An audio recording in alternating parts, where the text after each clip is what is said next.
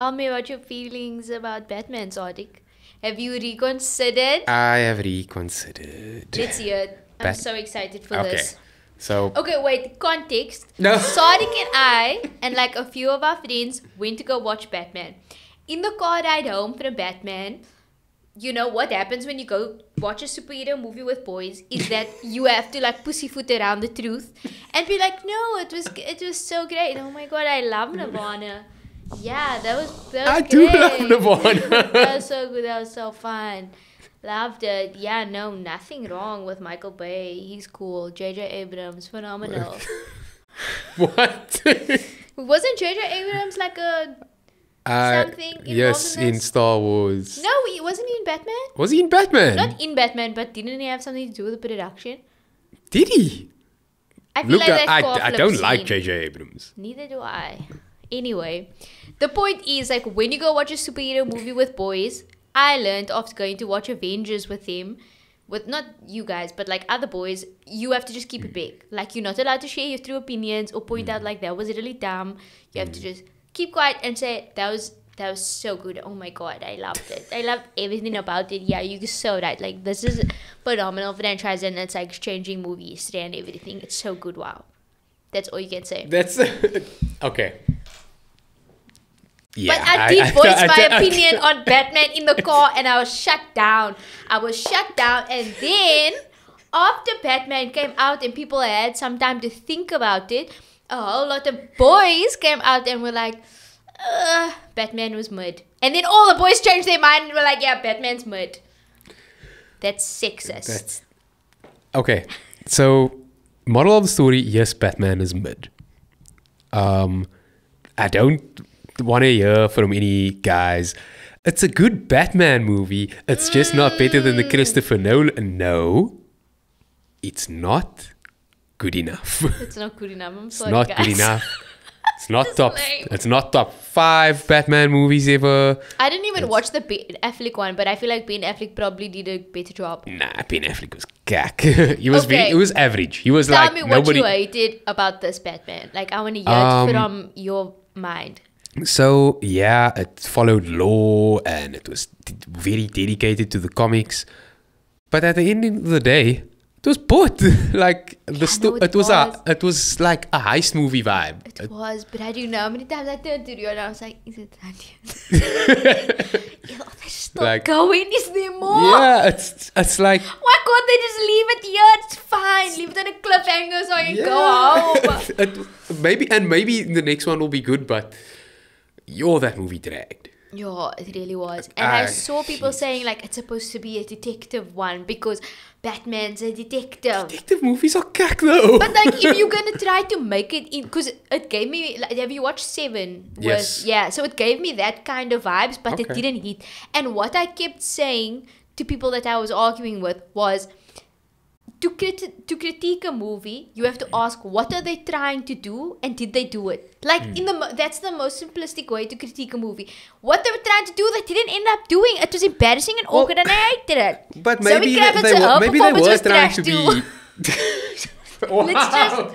Let's just be honest. She was so awkward about it. I hated her calling everybody baby. It was stop. Yeah, I wholeheartedly agree with you. Actually, I think Zoe and Robert's chemistry was disgusting. Trash. It was. He super literally cringe. had better chemistry with Kristen Stewart in Twilight. Actually, no, he had better chemistry with the Green Goblin in that movie, The Lighthouse. The Lighthouse, Have you watched that movie? I've He seen had it. more chemistry with that, but he really did. But no, Really, their really chemistry was like they didn't. I didn't feel an emotional attachment between the two of them at any point. No. There wasn't even any like tension building. There was like no I was never like, oh my god, they're gonna kiss now, they're gonna kiss. Like is it fun? I wasn't excited for their relationship at all. Like I thought that it was more of like a friendship, like me and you, we in this together kind of vibes. Look, I will say that they did a good job portraying that particular comic. I just think that sometimes we comic fans want the movie to be faithful to the comic, but at the end of the day, those are two different mediums. Like, Exactly. Exactly. And like in a comic, you can have a large part of it where you standing, where like two characters are standing and talking to each other. That's fine. You can't have that in a fucking movie though. Show, don't tell. Me loving there for like, what was it, like 10 minutes? It felt like an hour that they were standing in the rain with Colin Farrell talking to him. And I'm like, what are you talking about? Just show it. Show it, even if it's like in a flashback, even if it's like, you know, something. Yeah, Give me something. There were a lot of those lazy moments. I can't just stand in the rain with you. It's boring. And that's the main problem. It was boring. It was hella boring. At a lot of points, it was boring. I wasn't on the edge of my seat. It was, yeah. I'm also just so tired of characters like the Riddler, like their portrayal of the Riddler, of he's an incel white boy that the world wronged him, and like now he's coming back for vengeance. Like, we heard it already like 1,000 times. We've heard that story 1,000 million times. And I like this Riddler. I did like him. Like his scene when he's in Arkham Asylum and he's like laughing and he's going. I loved that. Really, really loved it. But then I wanted him to have more screen time. Like show me him plotting and planning all of this stuff. Like let me get into him more than just Robert Pattinson walking around all fucking wet and with his eyeliner smudged. I can't deal with it. I'm so over it. The other thing that made me so annoyed was like his relationship with Alfred. We had 2 scenes of him being like, "You're not my dad." He was such a dick. Consistently a dick. That's literally all that he said to Alfred in like 2 scenes. He's like, "You're not my fucking dad." Like that meme. And then in the next scene, Alfred's like in hospital and he's like, "Oh my god, you're like a father to me and I love you. Like, please don't die." I'm like, bruh. You went from year to year. And see, like, all of that is supposed to be, like, implied. Because, like, Bruce Wayne's parents died. And so now he's sad and emo. Even though he's, like, in his tweet. Grow the fuck up, Bruce. Like, please, everybody's parents die. Like, stop going on. That's how life works. Everybody's parents die. No, but it is. So we all. But what if you want to be? Yeah, never mind. I don't know. The way that white men internalize their trauma is so embarrassing. Like, we need to get away from these storylines. I'm so tired of it. But that was so awkward. Islamic in hospital. Alfred, and he's like, look, Alfred is a soft character who like cares about Batman no matter what he is, but like Batman as a character is not teenage angst. It was very like emo. I listened to Blink-182. Yes, like, jeez, like I just discovered the Smiths and I'm so sad. And like even the like I love that Nirvana song. It's one of my favorite songs ever. But something in the way was like, this is the vibe we are going for. We're going for grunge. This is the buzz. Feel this vibe. But that's not the vibe that you were actually portraying. Didn't you feel like his costume was designed by Kanye? Like the boots, the boots, and the hoodie and everything. It was very easy. Like I suppose it was supposed. So like this is what people have been telling me. Like his suit was cut because like he's not like full power Batman yet or anything. But this is my thing. Every single time I have an argument with somebody about Batman, they telling me, yeah, but it's like this, it's like that. Then I'm like, okay, was that in the movie?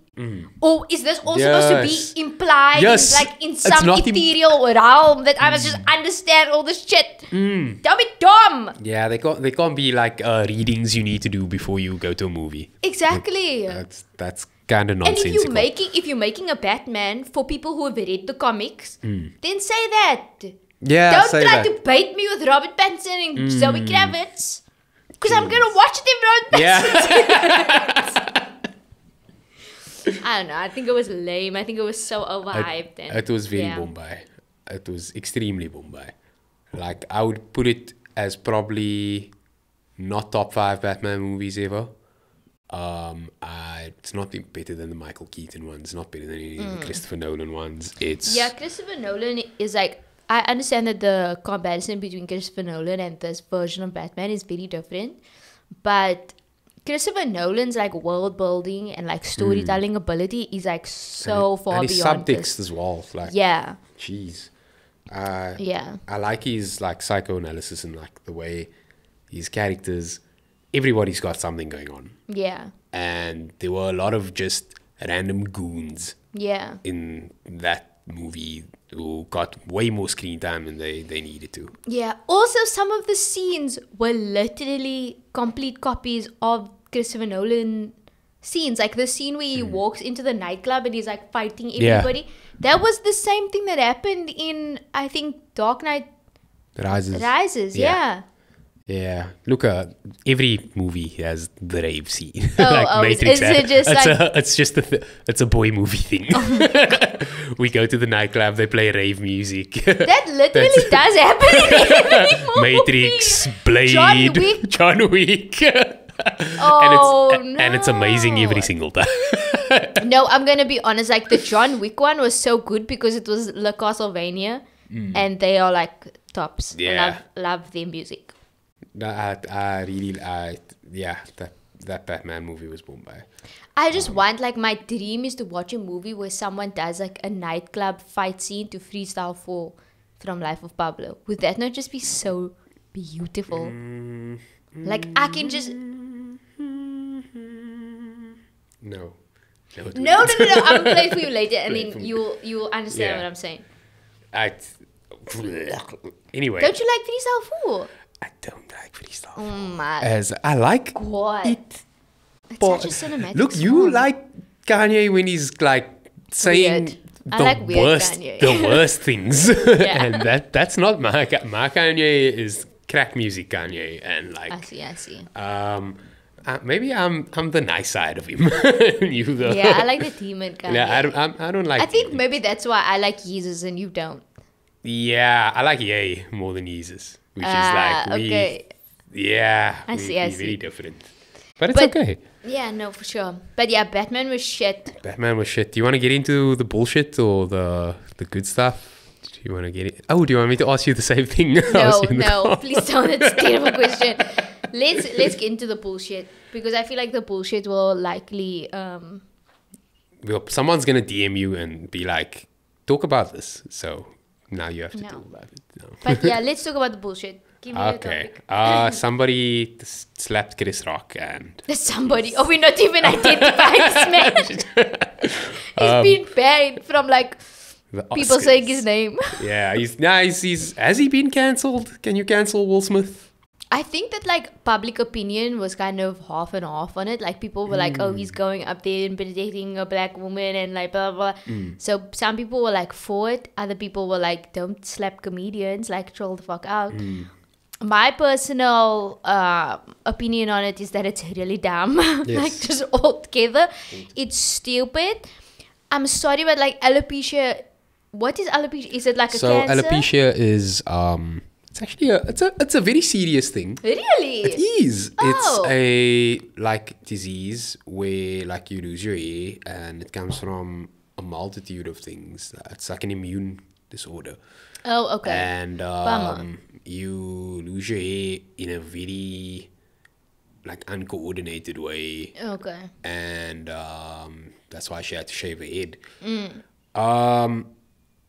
What did you know that she had alopecia? No. I had no idea. I had no idea. I was when I first watched it, I was like, why are they getting so angry at the bald joke? Like, oh, we care about. Also, like G.I. Jane was kind of like an empowering movie. Like, why I didn't understand at first, like why she and she was wearing green also. Yeah. It's like Demi Moore. I wonder what like Demi Moore was thinking, like sitting at home watching that. She's like, damn, you guys really got so upset about this. But I just think of it like, if I walked into a room and I am someone who takes people, like I go on with people all the time. And I'll pop a joke. I'll tease. I tease people. Yeah. All the time. And you're gonna cack up sometimes, but yeah. You know, I'm not expecting to get clapped. No. I don't think anybody's expecting to get slapped over a joke. Yeah. Like not even like in a like he wasn't making a joke about race. Yeah. About like he wasn't like on some Dave Chappelle trans jokes. It was like a very, very light joke. Like a normal joke. It was like He could have compared it to a way worse bald person. Yeah. Like way worse. He could have gone way harder on that. It sounded like a joke he came up with just off the cuff. Like he saw her wearing green. Yeah, I also got that vibe from it. Jeez. Way too serious. I was very disappointed in like the human race's reaction than I'm more disappointed in the human race than I am in Chris Rock or fact that Will Smith. people were literally like pontificating and really philosophizing and writing whole entire essays about the white supremacist roots behind the slap. I'm like, guys, one bra clapped another bra, okay? Like, let's not... It was so confusing to me because the way that, like, I think that America forgets that they're a first world country and you're busy talking about elites and the shit that they do at one of the most elitist events in the world. Like, you getting pressed about it. And just because it happened to two black men and a black woman was involved, doesn't mean it's immediately a racial issue. And maybe there are like racial elements to it, you know, with like the way that white people reacted to it. Like, I know Amy Schumer, she's such a... I swear. She's the worst. Okay. Worst. I hate Amy Schumer with my whole heart. She's so terrible. She's such a terrible woman. I just like her. But she literally came out and she was like, oh my god, like I have to take some time away. Like I can't be involved in this. Like I really need to take some time so that I can get over this deep trauma that happened to me. And everyone's like, yeah, Amy, go. Like take your time. Even if it's years, even if it's like millennia. Please take your time. Because nobody likes her. She's the worst. She makes terrible jokes. Ugh. She's the worst. Anyway, yeah, like the way that white people reacted to it was very self-centered and like, oh, it's about us. And like, oh my god, black people like fighting? What? Nah, so that was like nerdy of them. It was very nerdy. But also I feel like I was very happy for the humanities students. Like, like guys, this is our time. Let's write essays. Like people are popping off. Like that. Everybody was like, I also can write an essay about it. Yeah. It was. Yeah. It got a bit cringe at times. It was so cringy. I literally saw someone say that it was rooted in white supremacy. And me, I'm sitting at home like, let me just do my calculations. Like, how exactly does this add up to white supremacy? The Oscars are dumb. I still don't understand. Yeah. Look, I understand, like, there's a lot of things in that particular situation that will trigger somebody in like, for example, bullying or getting clapped or black on black violence. But at the end of the day, these are two... black on black violence. Come now, guys. No, it wasn't like the blood and the kids out here. I know, but I'm saying like this is based on people's essays. Anyway. Oh, we're just forgetting about like Tupac and Biggie and their beef. Like that was something that we could like write essays about. This is the Tupac and Biggie of this generation. Oh, okay. Must be. This is this generation's Tupac and Biggie. That's so depressing to think about. Yeah, look, they as much as like there's a lot of triggers and whatnot behind it. It's just that at the end of the day, there's two millionaires that had a disagreement. And yeah, I feel like people need to go back to the basics. Like read the Communist Manifesto, read Steve Biko, read Frans Fanon. Like go back to the basics instead of like having these deep philosophical debates about like microaggressions and what this small, little thing happening on an elitist scale, what that means for society. When really, guys, like this is the elitist class, this is the bourgeois class. They literally exist for our entertainment and that's it. If you want to go and advocate on behalf of like, black women because of Jada Pinkett Smith or like black men because of Chris Rock or Will Smith, whatever, it's lame, it's embarrassing. These are still elites. Like, yes, systemic oppression does kind of like infiltrate the elitist class, but not to the degree of like the proletariat. Like, stop. It's so infuriating to me that we must constantly be you know, like this kind of shit must be pushed into the mainstream, and we're forced to care about it, and we're forced to care about it because of what it means. And like, you can't be rude to a black woman about her hair, you can't be rude to a black woman when it comes to a disease, and like, you can't be talk about the people it actually impacts, the most marginalized people that it actually impacts. I don't care about Jada Pinkett Smith and her hair and her alopecia. I'm sorry. Like, shame for her, but I don't care about her alopecia. I care about other people's alopecia who don't have access to the same shit she does. Yeah, 1000%. I'm not gonna cry about you, Jada. You left me there in a dress worth fucking millions, and you want me to cry about your hair? That's exactly How sway. Can't be bothered. No, I'm sorry, guys. Sorry, no. And there's this idea that if we focus on elitist politics and, you know, like social issues, that it will trickle down. Like, if we all focus, trickle down. When did it? When is it gonna trickle down? Like, I was watching this video of one of these. I can't even remember the names of these actresses.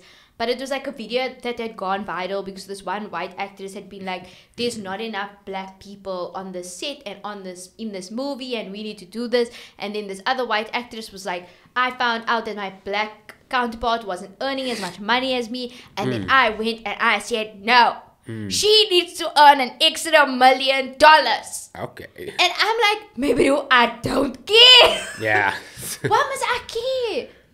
I mean, do you want me it's to like advocate? bad enough that Taylor Swift's doing that, but it's like to get you to care. You want me to care about a black actress not being paid an extra $1 million? How, Sway? How is that something that we... Just because she's black? No! Well, that can trickle down, man. She's still in the elitist class. She's still in the elite. How is her getting paid? How is an elite being paid an extra $1 million going to trickle down into the working class? You think that people working and earning less than 3,000 Rand a month, which is literally like poverty, you think that they're watching this black actress being paid an extra $1 million and going, yo, let's unionize? No. No! No. I just, like, I don't see the connect a lot of times with a lot of the online activism and like real life. Pop culture activism, I'm gonna call it. Yeah. It's tiring. No, I also. And at the end of the day, it's like the Twitters will think they have like stake in the world, but they don't. Like, no. But that's okay, because like neither do I, and neither does do I. Yeah, like. It's fine. Like, I have conversations. It's good. Like, it's good that you talk about stuff and have fun and have drinking and stuff. Like, we all. But like, don't do it in the name of the working class. Don't you fucking dare.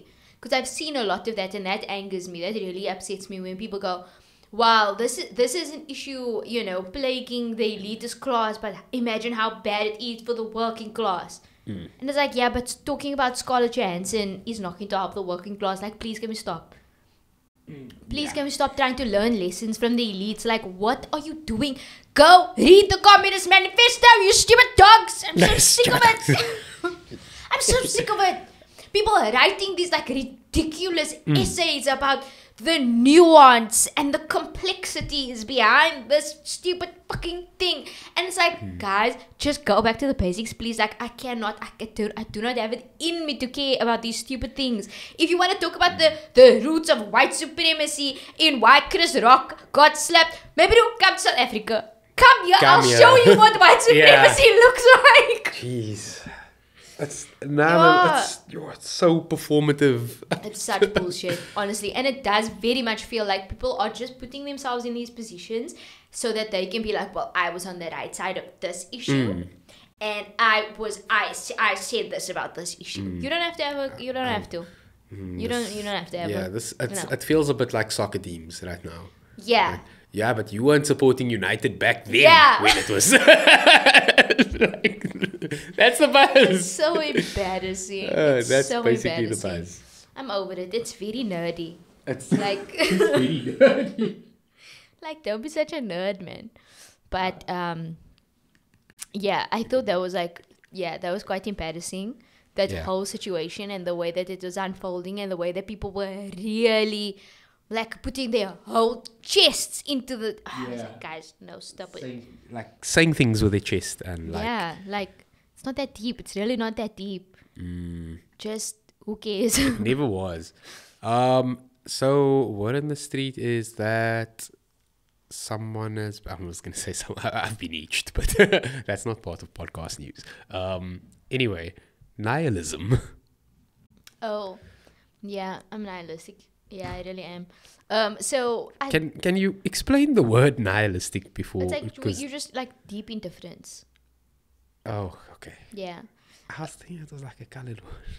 Not. Oh no, it's not. But yeah, I don't know if you saw that story about Black Lives Matter, basically using donation money to buy $6 million. I did. Do you know where? I saw that on DJ Academics. Oh my god, really? What was his take on it? Actually, it was his take was completely nothing. It was like, is this real or not, Braze? Like, and I was like, like, why are you turning this Same. into like hip hop news? It's like, He's lame. Okay. he's lame. He's a dirtbag. Yeah, he's weird. Apparently, like Drake doesn't want to ever be around him. Like Of course, Drake's like scared of him. of course, he's like obsessive and weird. He's so wild. Like I remember it being such a meme when he was like the biggest Drake stan of all time, and then CLB came out and he was like live streaming CLB and he just fell asleep. I saw that. He was like asleep on stream for like 2 hours. That was so embarrassing. But yeah, so the Black Lives Matter thing was wild. When I read it, I was like, please let this just be fake, you know? But it's not. Oh, it's real. It's real, bro. Oh, damn. Yo, Books. I didn't know it was real because like I saw it Yeah. on DJ Academics. Oh, So I was yeah. like, Yeah, but yeah. So basically, they used donation money to buy a $6 million estate in Hollywood, Los Angeles, and the folks were out here being like, no, they called it campus because it was supposed to be like a meeting place where they do YouTube videos. what? Yeah, and like YouTube so then a memo was leaked that they had like spread around the organization to use as like ways to spin it, and people were saying like say that first of all minimize the cost of the house, say it was like only $1 million, make sure that you aren't saying that it was from donations, make sure that we explaining that what it's being used for, even though it hasn't been used for those things in like the past few months. They said it was supposed to be like this safe space and this wellness place for people who had been affected by police brutality, who had lost a family member to police brutality, or people who had been threatened. It was supposed to be like a safe environment for them. I'm like, Google how much $6 million is. guys, the thing about Black Lives Matter is that they are a Marxist organization. If you're a Marxist organization, why are you buying a $6 million house in I don't know if it's West Hollywood actually, but wherever, $6 million for a fucking mansion, and then saying it's so that we can have like a wellness safe space for people. Invest that in actual communities. How much is 6 million in South African rands? 87 million rand. What the You can buy a 2-bedroom flat in Camps Bay for that. Yeah, What parking spot? Damn. that was embarrassing. For That was a very depressing fact that, jeez. yeah. Just knowing that it's true is really depressing. And then there were stories of families that had lost a loved one to police brutality, and Black Lives Matter had used their story and like pictures of the family to encourage donations, and then the family had never gotten a cent of those donations, like for legal fees or anything. Yeah. There was another story of this guy reaching out to them saying that he was organizing a counter protest to a KKK rally. I can't remember where it was. And they were like, no, can you please like not do it? Because like we have a live stream with Ugg boots on the same day. And it was like an electric slide. What the hell? So How did the movement become a company? And That's like how it goes. That's just how it is. snakes. You have to capitalize on it. You have to. And then I was listening to this one leader, or like she was a co-founder, no longer part of Black Lives Matter, but she was saying like Black Lives Matter is not a charity. It's a think tank. What? I was like, well, that's not what you tell people. That's not explaining anything. Yeah, like that's not what you. They were like, we're building black communities. I was like, where? Which black communities are you building? Show me. And then I've seen so many people come to the defense saying like, well, they're building this community like center in this mansion, and black people are going into this white neighborhood. And I was like, who cares? Who cares to go and disrupt a white neighborhood when people are donating money to you because of the violence that they face? Like, who cares? Go and put that into the communities that are suffering. Duh. Yeah. It shouldn't be something that a think tank needs to like debate on. It's a simple thing. People donate money to you because of police brutality. Direct that money towards police brutality.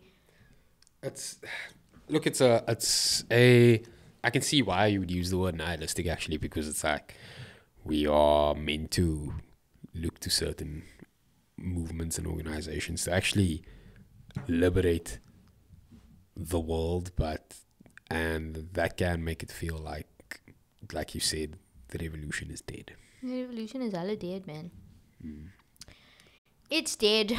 I've just completely given up on it. I feel like the things that people put their time and energy into is so ridiculous, and we've completely lost sight of the most important aspects of these movements, and I just don't have like any hope for it. Like, I really don't have any hope for it at this point.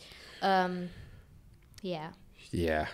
Sometimes okay, so betrayal comes from people you love. And that's how essentially we are feeling. Yeah, for sure, because Betrayed. there was also this other guy, and this is like largely based on American politics, but there are lots of South African examples as well. I mean, like EFF is a great example. I love the EFF's manifesto, and I wish that they were actually sticking to it, but they go and protest at like matric dance kak because black people weren't invited, or they go and disrupt at clicks because of that ad. It's like, guys, there are other things. Like, we need your energy with other things, like gender-based violence. When people were begging the EFF to come to that, they were just like, nah, we're busy that day. Yeah. So that's But very selective. like, there was this one political streamer in America that I used to love him so much. He's like a Twitch streamer, and he became like really, really popular, and he covers like a wide range of topics, not only like focusing on America, but he was super, super progressive, communist, socialist vibes. Wears t-shirts that say like tax the rich and make the rich pay and shit like that. Homie goes and buys a $3 million mansion in Los Angeles. And people were like, but you said you were a socialist now. Now what you doing? Not. I mean, like, TV politicians are, it's Yeah. their job. And that's the thing, like, I understand that when you exist within a capitalist system, that it's very difficult to it's difficult to not live in a capitalist system. Like, if you are advocating for socialism and you still need to like buy a car, and you still need to buy groceries, and you still need to, even though you are, against people paying their workers like shit, you still have to go buy groceries at the place where they pay people like shit. Yeah. Like, Or unfortunately, you have that's to pay like an exorbitant amount of money to take care of your body properly. yeah. Like, unfortunately, that's just the nature of the capitalist system that we're in. Like, it's so deeply entrenched in every aspect of our society that no matter how much of a progressive or communist or socialist you are, you have to still take part in a capitalist society. But I think that where leftists and progressives go wrong is that they like espouse these socialist beliefs, and they talk as if the revolution is coming, and the revolution isn't coming. So if you want to have revolution, you have to have revolution within your own life, like personally. Because then it just becomes hypocritical for you to constantly talk about the plight of the homeless and then go buy a $3 million home. Like, that's embarrassing. Like, you can't say that you're a Marxist and then go buy a $6 million mansion. Yeah, look, I think that talking about it does assist personally. Like, also with when it comes to talking about it, mostly just talking about it to people who are dick rich. Like, talking about it to the elite and making the elite understand that extending that gap between the rich and poor is, in like the actions subtly, or is like a bad thing. And so that's one way talking about it can assist, but at the end of the day, people need to take some kind of internal action. That's, Jesus Christ, it's a lot.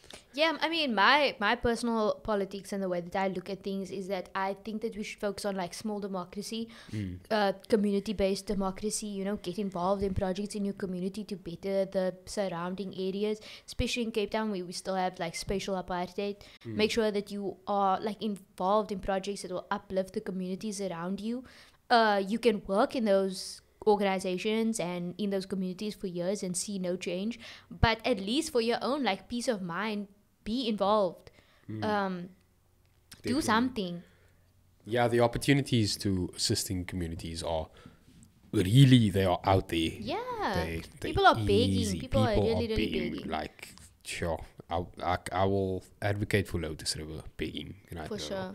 And the back area of Artery, particularly the flats areas of Artery right now, as areas that really need attention. Yeah. Outside of like Pumlani and Igoli also. Yeah. Chimsabos also, areas of that nature needing assistance at this time. Look, like I've said this before, but I think that the issues that we face are, all of them are systemic. All of them are like deeply entrenched in our society. So trying to like chip away at it, it's like, you know, you've seen the tip of the iceberg and there's no way that you're going to fix the entire problem. But if you're talking about socialism and if you are this like, you know, if you're making money off calling out capitalism and all of these like rich billionaires, and you are literally making money of telling people to pay their taxes, but then you go buy like the most expensive cuck and you take part in like every single joy of capitalism, you're just a fucking hypocrite. Like, I'm sorry, that's it. Like, you're just a hypocrite. And people joke and say like, well, socialism doesn't mean that you can't have a house. Like, socialism isn't equal to no house. Like, duh, it isn't. Socialism is not about that. It's saying that everybody should have equal opportunity to have those things. And you, whoever you are, whichever stupid fucking leftist icon it is today that's letting us down, you've been lucky or whatever, you know, to get to the tippy top of the pyramid, and now you are getting to enjoy all the nice things while still sitting there telling other people, you know, socialism, socialism, socialism. We should all have nice things. Okay, but then practice it. Practice it. What are you waiting for? Like, this is like my deepest frustration with all of these movements. Every single one of them. People are acting as if the revolution is going to come and we must all just have the correct, like, talking points so that when the revolution comes, we're on the right side of it. That's not how it works. Guess how many people during apartheid were like, how many white people during apartheid were like, yeah, apartheid is so bad. Anyway. Like that. Anyway. Yeah, there was like tons of fucking white people being like, oh yeah, you know, this is bad. Well, like we actually need to like find some white people from there and just be like, what were you doing back then? I would be so interested to hear. What were you doing? But yeah, like there has to be personal revolution. There has to be ways that you, in your own personal capacity, go and do the things that you talk about constantly. You know what annoys me is that part where white people don't care during the apartheid is not in my textbook. And it's something that's just like glossed over. That wasn't a part of it. I was watching this like horrible documentary about the history of South Africa and like the ending of apartheid, and it's called Miracle Rising South Africa. Okay. And honestly, I watched it and I wished so much that I didn't know the things that I know. Because like I wanted to watch it and be like, oh my God, Rainbow Nation, I love South Africa. I'm so proud to be South African. Because it was very much that vibe of like, we came together. We all, things were terrible, but we came together and now here we are.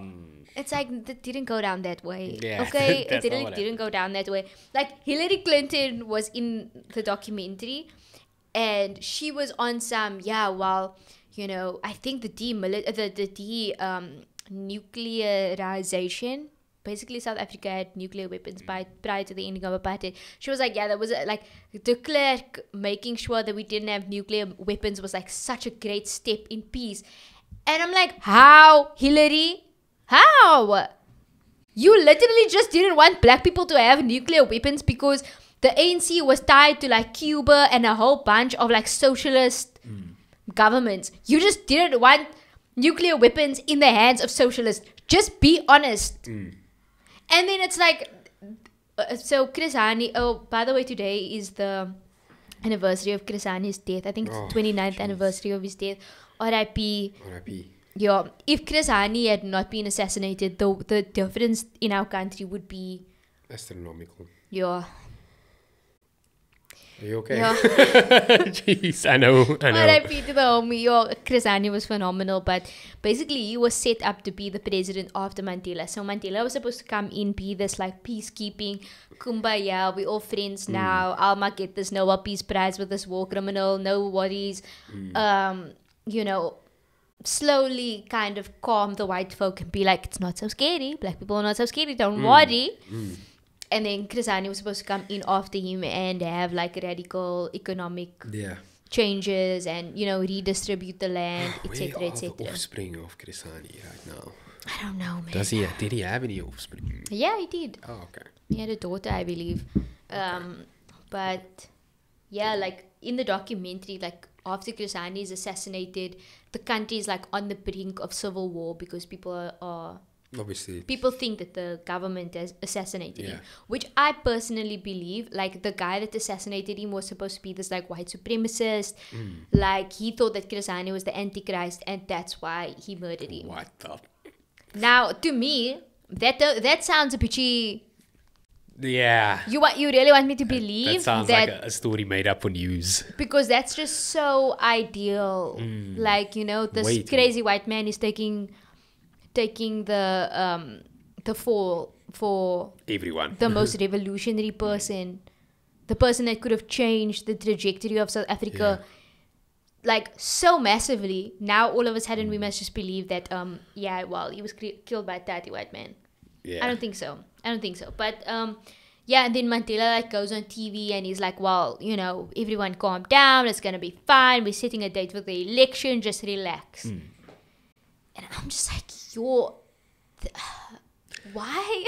And like so in like to this day, so in grade 6 kids learn about democracy and whatnot, and they learn about the voting and like apartheid ending via voting and democracy coming about and Nelson Mandela, and nothing that you spoke about is in it. I mean, like Chris Hani is barely in history up till like matric. Probably. I don't remember learning about Chris Hani. Maybe the curriculum has changed slightly, but I don't remember learning about him in high school. I don't think he's in the curriculum. When is history going to become a compulsory subject? I actually need to look that up. I'm hoping that he does become included because he was such a powerful voice in the movement. Like he was one of the leaders of the Communist Party. He was set up to be the president of Nelson Mandela. Like he was for land redistribution and government ownership of property of but resources. He definitely and all wouldn't of that have been stuff. portrayed that way. Like if I look at the way some textbooks portray Steve Biko, it's wow, do they it's portray this guy. things? They were like he was a bit intense and like like They talk about they like weigh up the negatives and positives of black consciousness and like you know what I mean? Like that's the type of stuff. What are the negatives? I What are the negatives of black consciousness? White people are gonna feel sad. no, basically that type of stuff is the. I'm sorry, but like having unity in South Africa is the dumbest idea I've ever heard of, because there's no point to it. There's no point to us holding hands with white people and being like, oh, we're all friends, everything's fine, like, what's the point to that? Yeah. Meantime, 1% has Everything. like 90% Yeah. of the resources in this country. Stop talking cock. I don't care. Talking. But yeah, like I think within the South African context, like we have such phenomenal leaders. We have like very, very revolutionary leaders, and there's just nobody like that anymore. There's no Steve Biko, there's no Chris Hani, there's no Joe Slovo, there's no Winnie Mandela. Like, there's nothing. Like, okay, we have Mbuyiseni in Lozi. I love him. He's one of the leaders of the EFF. He's like, yo, he's so fine, man. I don't know. I just have like a soft spot for him because he spoke at UCT like quite a few times when I was there, and I went to go watch him speak, and he's a very charismatic leader. And I really like him. But I think and you have to watch like some of his videos in Parliament. He's so funny. Like, yo, he's freak funny, and he's like, yo, he's just very liquor. But yeah, I don't have very much hope in the EFF other than the fact that they are like they're really good at pointing out everybody else's shit, but not really great at doing anything. Yeah. They just make a lot of noise. And it's good to make noise. It's good, very good to make noise. Very good to make noise. But yeah, I haven't really seen look, we do need noise action. because the DA still exists. Yeah. And they cack. The DA are the worst. Yeah, no, I hate the DA. Yeah. But the documentary like featured Cyril quite a lot. And I'm like, how do people not see what a piece of shit Cyril was? Like, there's this one part of the documentary where he's like, you know, everything was just so dire in the country, and you know, the government, the NP was busy funding what's that what are they called? Nkata Freedom Party, where they were like hacking ANC voters and like the Boy Batong massacre, all of that. And the country was just like completely in shambles because there was this idea of like black on black violence, and it was like, well, black people aren't ready to lead, clearly. But then there was also the implication, and you know, evidence came out that the security forces, the NP government was funding this black on black violence purposefully to make, and this was during CODESA negotiations. So obviously the negotiations were done in bad faith. But so with this in the background, Cyril goes on a fishing trip with a business partner, and Roof Meyer, one of the negotiators for the NP, Roof Meyer. She's also. Roof Meyer is he was like one of the chief negotiators during the CODESA and like all of that stuff. Who's the other Ruth? Roof. No. Oh, Roof. I thought you said Ruth. He's an Afrikaner. Who's the other famous Ruth person? Ruth First. She was assassinated. Yes. Letter bomb. A letter bomb. In Mozambique. Oh yeah, Ruth First. Okay. Yeah, she was married to Joe Slovo. R.I.P. Okay. To both of them. Okay. They were both gangsters. I fucking love them both. Joe Slovo is the only white man I'll ever trust. Him and Bernie Sanders. Maybe. I don't know. A little bit. Yeah. Anyway, so like Cyril goes on this fishing trip with his business partner. And I'm like, yeah, Cyril, you were sick of buying mines that time already, you know. And he goes on this business trip, and then Roof Meyer comes on the business trip, also on the fishing trip, I mean. And then Roof Meyer is lying there, and he's trying to fish, but he doesn't know how. And then a hook gets stuck in his finger, and then Cyril is like, oh, just take a bit of whiskey, and I'm gonna pull the hook out of your finger. And then Cyril does it, and he's like, wow, we've done it. And he's like, yeah, Cyril, I trusted you. And that's how they became friends. Oh my word. I'm like, what are you talking about? Is this the NP was literally massacring people, And you out here being like, oh, what do you want that bad? Even though Yeah. he's like negotiating for the enemy, it's fine. Like, we have mutual business partners. We both like fishing. And we both like money. Oh, Cyril is the worst. He's such a nerd. Like, I hated him. And it's so funny because, like, in the entire documentary, they just don't mention Jacob Zuma. Like, they just Yeah. don't mention. But Cyril is like, if I had to like rank all our presidents or like give out all our presidents' character in glass, Cyril would be the nerd. Cyril is no, Thabo Mbeki would be the nerd. Nah, he would be the nerd. I feel like Thabo. Nah. Mbeki would- Thabo Mbeki would be like the class president. Yes, he's the class He would be president. like class captain and the person that like writes your name on the board if you know it. Yeah, If you like he's talking. that bad. Cyril was like his pants was up to his chin. He was like, Nah, he was a gentleman. He was a real gentleman. AIDS controversy aside, he was a gentleman. jeez. My favorite president is still Jacob Zuma. I don't give a fuck what anybody says. He is the homie. And maybe I'm a little like biased because I met him. No. But honestly, like, I was in high school and then there was like this junior guard thing when he was inaugurated where like high school students had to like stand and then he like walks past and the whole thing. And I was like one of the people in the junior guard. Nice. And he, like, before the inauguration, like, the official thing started, he, like, came and he greeted everybody and he, like, walked up to every single person and he went, hello, how are you? And he was like, hello. Stop! I was like, stop it! I'm such a fan of you, man. I was like, oh my god, it's Jacob Zuma. Because no, listen, like I'm obviously like a very big fan of history, and I not that I love apartheid history, but I consume a lot of it. And he was head of Quattro Camp, which was basically a camp where they were torturing people that had been like snitches, basically people that had been part of the ANC but had been informants for the NP. And he was like just torturing the men. So now, me, I respect that. I really respect it. Because for me, it's like, you did that for your country. You did my that for bro. your country. You did that in the name of freedom. In the name of Snitches Get Stitch. Literally. Like, Zuma's a gangster. Don't waste me. I don't care about Nkandla. I don't care about No, I'm joking. Listen, I was obsessed with him prior to knowing that he had like stolen a bunch of money. But if you think about it, he didn't steal that much. Yeah, he didn't. How much money did he steal? Can you Let Google me it? Googlize this quickly. I personally think that Jacob Zuma didn't steal In as the grand much. scheme of things. He didn't steal as much money as Cyril did, you know?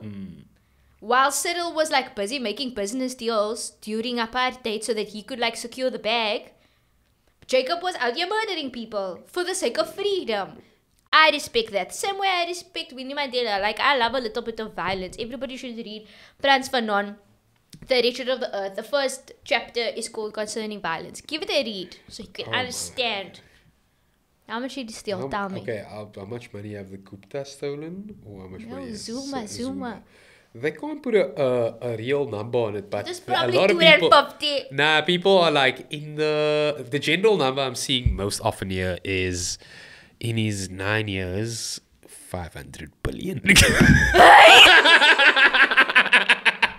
500 billion, Zuma, stop! No! This surely is this has to be some form of like No. there's got to be some lies. It's in here. lies Like, based there's gotta be on some the kind of white-led capping. media. Yeah. Was that article from the ways. Mail and Guardian? Be honest. Let me see. Business Tech. No, he didn't steal that much I money. don't trust Stop News lying. 24. They also No. say 500 billion. I don't trust 500 BBC. South They also Africa say doesn't even 500 have billion. 500 billion. Yes. Where did he take it from? Yeah, I can't trust any of these sources. Suspect No. South Africa, Bloomberg. I can't Ah. trust you. Sorry. Can I trust the Daily Maverick? Small bit. Small, but Sometimes. okay. The Guardian, is that the one that I can trust? Just Okay, tell me so what they the say. Guardian says 2.5 billion. Billion. But in only rand, rand. oh no, dollars. Tried to make We try. Yeah, bro. We trying hard. Nah, Jay-Z, how can you be doing that? We really trying hard. Oh, man, need to put Jay. Throw this man a bone. I mean, I was gonna make an excuse for you, homie. I was gonna say it's Yo. different from Black Lives Matter, like stealing donation money to buy a $6 million house, but like billions, maybe. I can't defend billions.